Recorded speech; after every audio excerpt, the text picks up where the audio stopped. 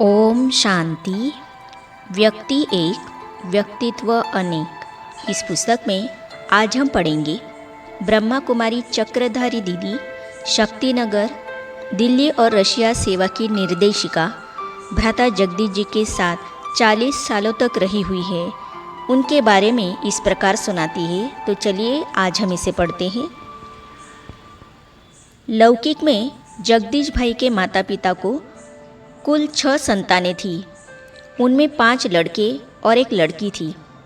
जगदीश भाई सबसे छोटे थे।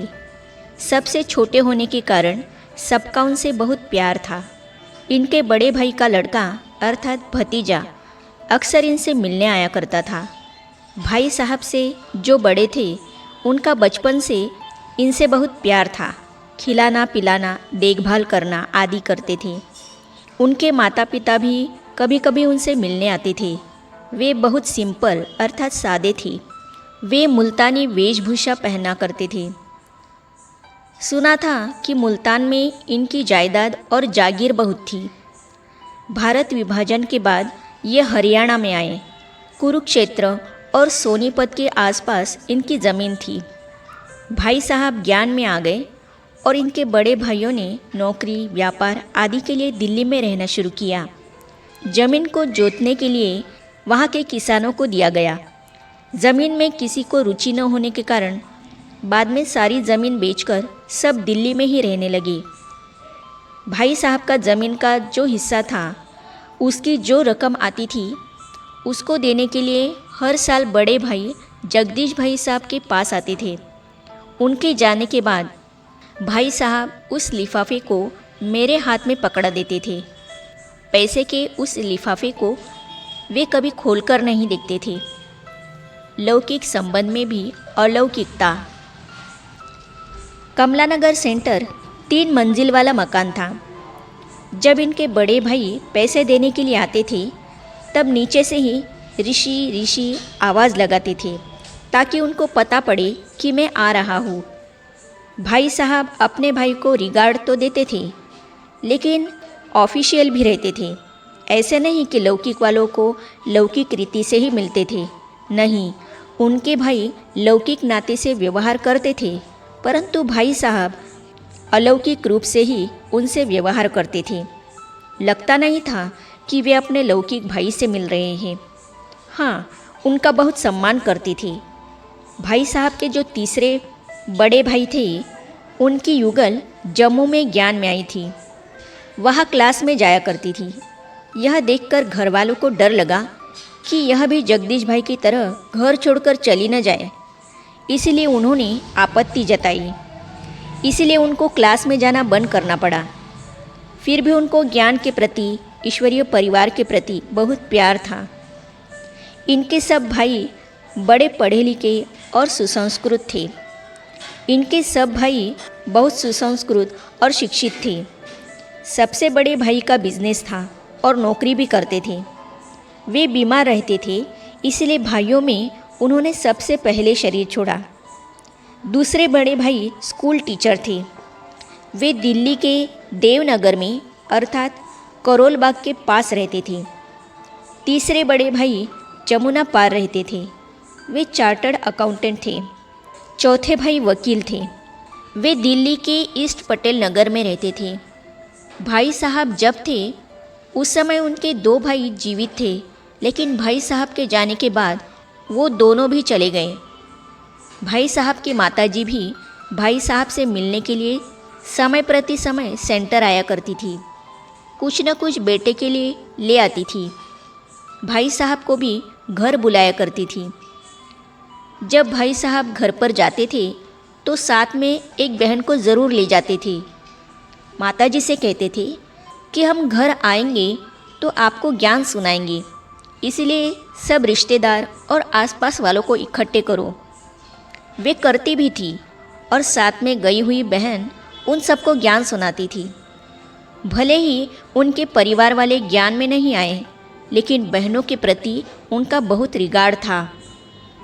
माँ के प्रति अगाध ममता भाव। भाई साहब कहा करते थे, मेरी माँ बहुत काम करती थी। हमारा परिवार बहुत बड़ा होने के कारण माताजी को ही सब कुछ करना पड़ता था। माँ के प्रति उनकी यह भावना थी कि सब कुछ माँ ही क्यों करे। जब माँ सोई हुई रहती थी, सुबह 3 बजे उठकर अंगीठी जलाकर, आटा गूंदकर, दूध उबालकर, सब्जी काट कर रख देती थी। माताजी जब उठती थी तो देखकर कहती थी, ऋषि तुमने यह क्या किया। माताजी काम करने के लिए इनको मना करती थी, फिर भी ये कोई ना कोई काम कर डालती थी। उनमें माँ के लिए सेवा की भावना बहुत थी कि मेरी माँ को कोई कष्ट न हो। प्यार भरा लौकिक परिवार में उनका आपस में बहुत प्यार था। उनके भाई को जब पता पड़ा कि जगदीश भाई साहब बीमार हैं, तो अपना वकालत का काम छोड़कर उस दिन शाम तक सेंटर पर आ गए। श्वास की तकलीफ़ होते हुए भी इनसे मिलने सीढ़ी चढ़कर ऊपर आए। इतना प्यार था उनका अपने भाई के प्रति। वे अकेले नहीं आते थे, दूसरे भाई को भी बताते थे कि ऋषि की तबीयत ठीक नहीं है, मैं देखने जा रहा हूँ, तुम भी आ जाओ। यदि वे नहीं मिले तो उनके लड़के को फ़ोन करके बताते थे, मैं जा रहा हूँ, तुम भी आ जाओ। इस प्रकार भाई साहब के पास उनके सभी भाई और भतीजे पहुँच जाते थे। आते थे तो कोई खाली हाथ से नहीं आते थे, फल की टोकरी लेकर आते थे। इतना प्यार था उनके परिवार वालों का। आरंभ से ही जगदीश भाई साहब को पढ़ाने का बहुत शौक़ था। एक बार उन्होंने कहा था कि मुझे छोटे बच्चों को पढ़ाने की बहुत इच्छा थी। मन में आता था कि गली गली में जाकर आवाज़ दूँ, बच्चों को भेज दो, बच्चों को भेज दो, मैं फ्री में पढ़ा दूँगा। वे अपने विद्यार्थी जीवन से ही कमज़ोर बच्चों को एक्स्ट्रा समय देकर पढ़ाते थे। लौकिक से ही सबके प्रति अपनापन।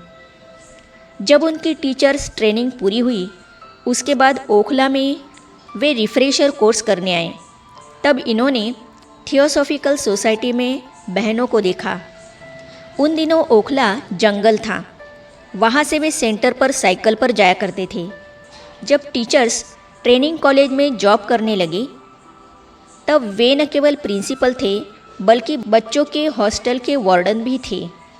कहते हैं जब तक वे वार्डन रहे तब तक बच्चों को अच्छा अच्छा खाना, मक्खन, घी, दूध आदि बहुत खिलाया। उनके परिवार वालों के नाम हमें मालूम नहीं है, क्योंकि भाई साहब अपने परिवार वालों के बारे में ज़्यादा नहीं बताते थे। कभी कभी बता देते थे कि उनके एक मामा जी थे, वे भी बहुत प्यार करते थे। उनके बड़े भाई जब तक ये खाना नहीं खाते थे तब तक खाना नहीं खाते थे। दूध में मलाई डालकर ले आते थे, सामने बैठाकर इनको पिलाते थे। जब तक भाई साहब नहीं पीते थे तब तक वे छोड़ते नहीं थे। आगे हम पढ़ेंगे, जब वे सेंटर पर आए, बहनों की बहुत ही सेवा की। तो इन अनुभवों को हम पढ़ेंगे अगली कड़ी में। तो ये जानने और पढ़ने के लिए इस चैनल को सब्सक्राइब करने के साथ ही साइड में जो बेल आइकॉन है उसे भी क्लिक कीजिए, ताकि आने वाली सभी वीडियो और अब तक की सारी वीडियो आप तक पहुंचती रहेगी। ओम शांति।